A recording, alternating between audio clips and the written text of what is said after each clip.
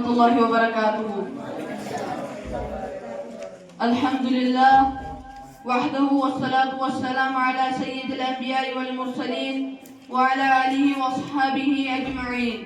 أما بعد، فقد قال رسول الله صلى الله عليه وسلم: أصحابي كالنجوم فبأيهم اقتديتم اهتديتم، أو كما قال عليه الصلاة والسلام.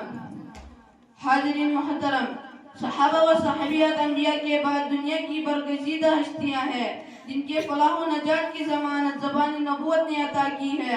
ان میں سے ہر ایک کی زندگی ہمارے لیے اصول نمونہ ہے جس کا بھی دامن تھام لے منزل مقصود تک پہنچ جائیں گے.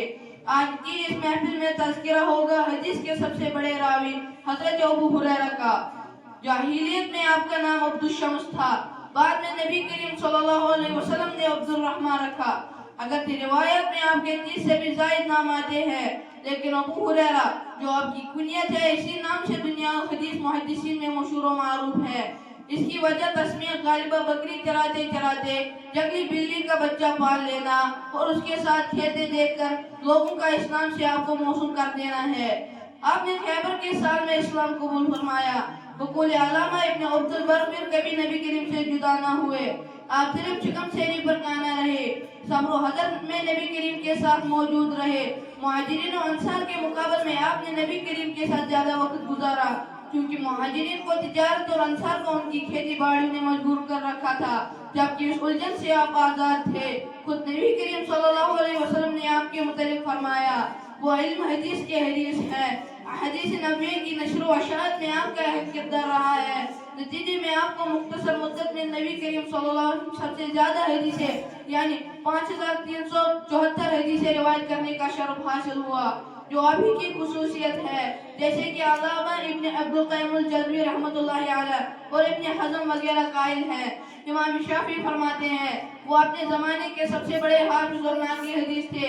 امام بخاری فرماتے ہیں 800 سے زائد اہل علم نے ان سے حدیثیں روایت کی. حدیث کی کوئی ایسی کتاب نہیں ملے گی جس میں کثرت سے ان کی روایتیں نہ ہو. اکثر و بیشتر صفحات میں ان کی روایتیں موجود ہوتی ہیں. بھوک پیاس اور فاقہ کو آپ نے برداشت کیا تو اللہ تعالیٰ نے مقام عطا فرمایا.